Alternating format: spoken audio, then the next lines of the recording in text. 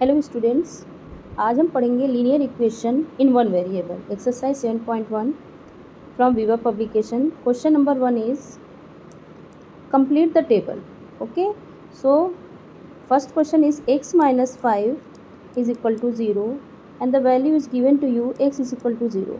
इसमें क्या करना है आपको x की जगह पे 0 रखना है, x के प्लेस पे 0 रखना है और इसको हम LHS और RHS को सेपरेट सॉल्व करेंगे. ठीक है, जब x की वैल्यू रखेंगे, अगर LHS हमारा RHS के इक्वल आता है तो हम कहेंगे कि ये इसका सोल्यूशन है, ये इसको सेटिस्फाई करता है, इस इक्वेशन को सेटिस्फाई करता है. वही आपको आपके कॉलम में फिल करना है. तो x की जगह 0 रखते हैं, 0 -5 और इस साइड हमारे 0 है. हम दोनों साइड LHS और RHS दोनों साइड हम सेपरेट सॉल्व करेंगे. 0 - 5 क्या होता है, -5 और इधर क्या आ गया 0. तो हमारा LHS does not equal to RHS आ गया. मीन्स ये जो x इज इक्वल टू 0 है वो इस इक्वेशन का सोल्यूशन नहीं है. तो आप यहाँ कॉलम में लिख दोगे अपने no. Okay, question number second is x + 7 is equal to 2 and the value of x is given x is equal to -5. अब हम इस इक्वेशन में x की जगह -5 रखेंगे और दोनों साइड सॉल्व करेंगे. तो -5 + 7 और इधर हमारे है 2, इधर भी आ गया 2 और 2. -5 + 7 क्या हो गया. देखो, जब भी दो अपोजिट साइन रहेंगे तो वहाँ पे आपको सब्ट्रैक्शन करना है, बड़े नंबर से छोटे नंबर को माइनस करना है और बड़े नंबर के आगे जो साइन रहेगा वही साइन आपका आंसर के साथ रहेगा.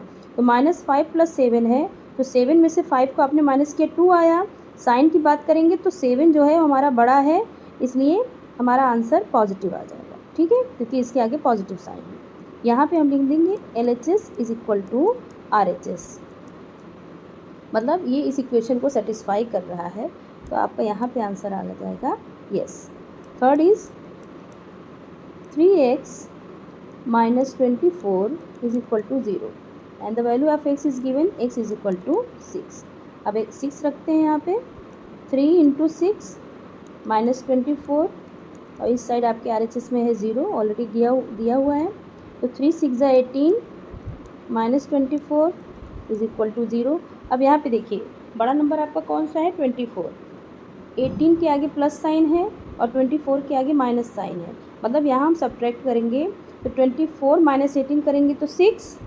अब साइन की बात करें तो 24 बड़ा नंबर है, इसके आगे माइनस साइन है, तो हम यहाँ माइनस साइन लगा देंगे एंड दिस इज़ इक्वल.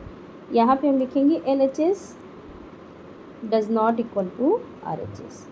तो हमारा ये इक्वेशन सेटिस्फाई नहीं होता है, यहाँ पे लिख देंगे no. Okay student, the last one is fourth. 16x + 16 is equal to 0 and the value of x is given is equal to -1. तो यहाँ पे 16 × -1 रखेंगे +16 इज इक्वल टू 0. तो -16 + 16 इज इक्वल टू 0, इधर आ गया 0 इज इक्वल टू 0. मतलब ये जो हमारा x इज इक्वल टू -1 है, ये इसका सोल्यूशन है, ये इसको सेटिस्फाई करता है. यहाँ पे लिख देंगे yes. Okay,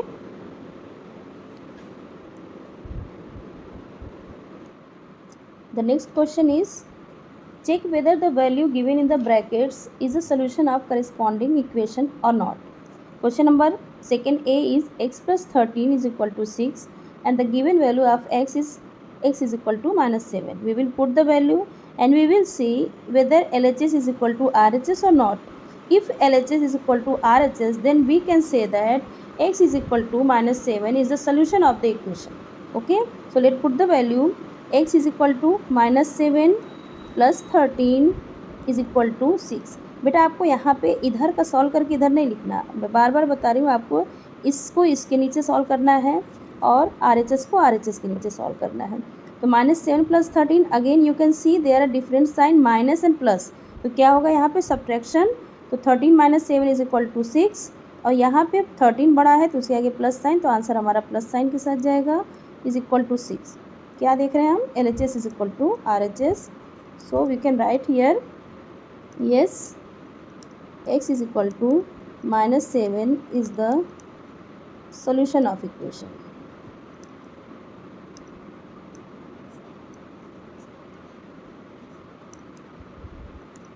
Okay. Second B,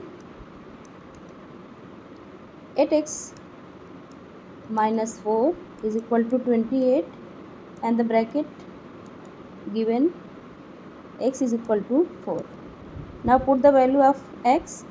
8 into 4 minus 4 is equal to 28. x की जगह आपको 4 पुट करना है.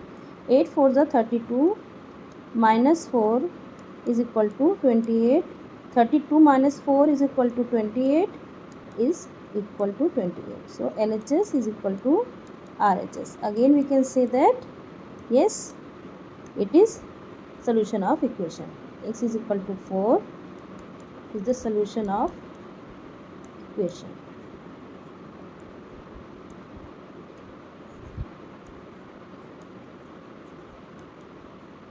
आई होप आप समझ पा रहे हो. ठीक है, अब हम लोग करेंगे next question, that is 3p second C. 3p minus 4 is equal to 14 and p is equal to 5. It is given. So write down 3 into 5 minus 4 is equal to 14. 15 minus 4 is equal to 14, and 15 minus 4 is equal to 11, and that is not equal to 14. So we can write here LHS does not equal to RHS, and in statement you can write this is not the solution of equation. Okay. Question number 3 is write equation for the statement. Question number 3A, the statement is given the sum of 9 times A and 6 is 24.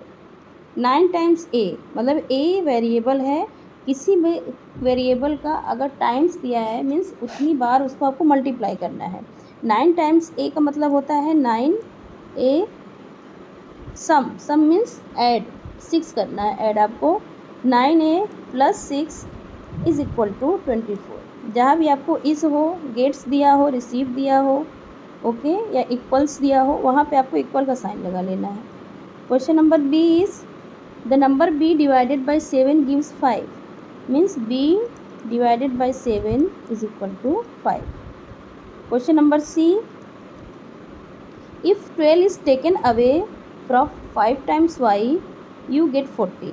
12 is taken away from 5 times y, so variable is y. 5 times y means 5y. 12 is taken away means 5y minus 12. Taken away means उसमें से ले लिया गया है, is equal to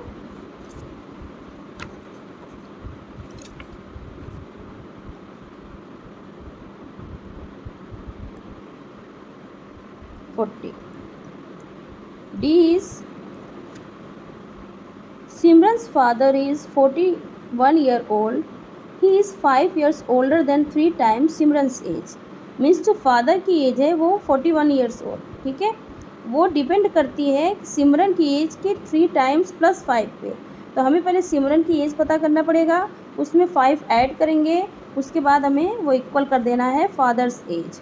तो let Simran's age is x years.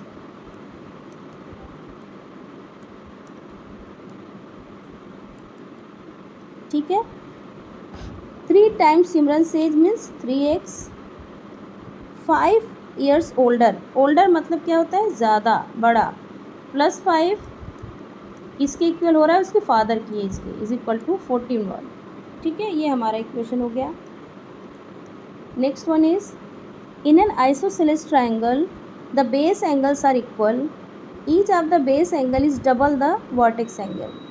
First we will draw the isosceles triangle. Isosceles triangle, suppose this is A, B and C. Isosceles triangle means both sides are equal.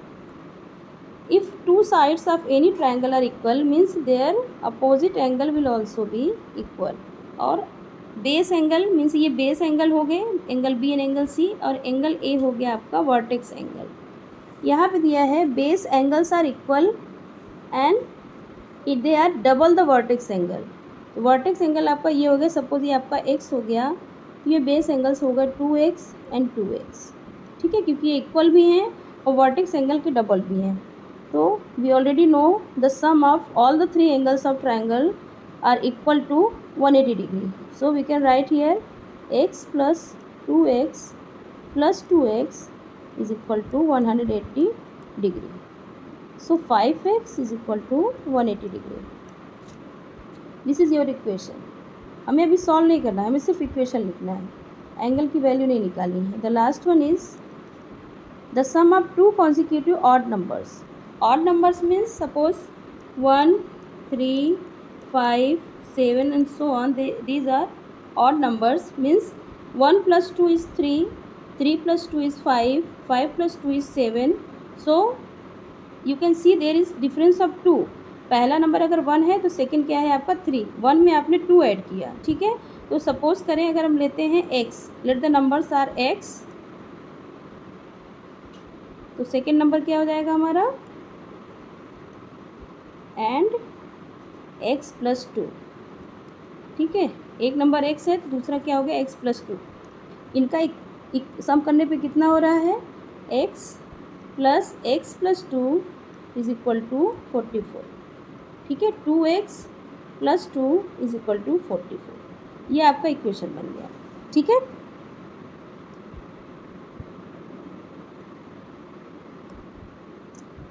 Next question is question number 4. Right the equation for statement. ये आपके question number 3 का just opposite है.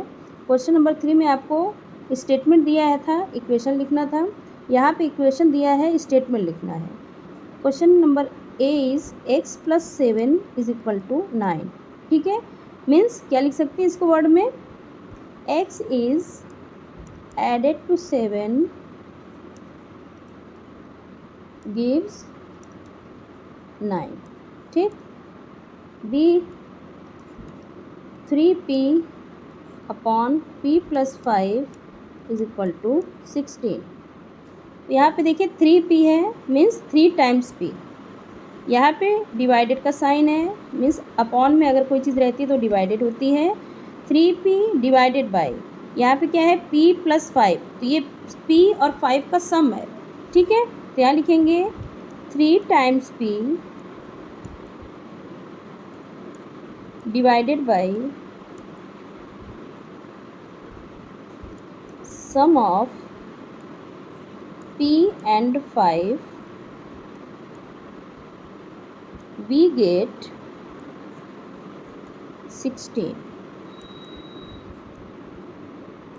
Okay, the last one is 2x minus 5 is equal to 20.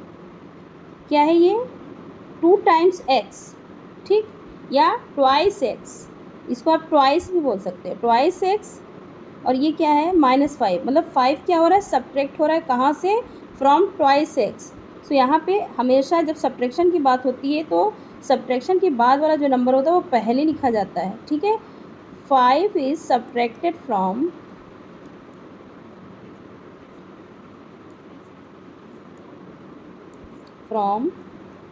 Twice x gives how much, 20. Okay, that's all about your exercise 7.1. Now we will solve 7.2 in next video. Bye bye, take care. अभी आप इसको practice करिए, इसको अच्छे से revise करिए इस exercise को. ठीक है.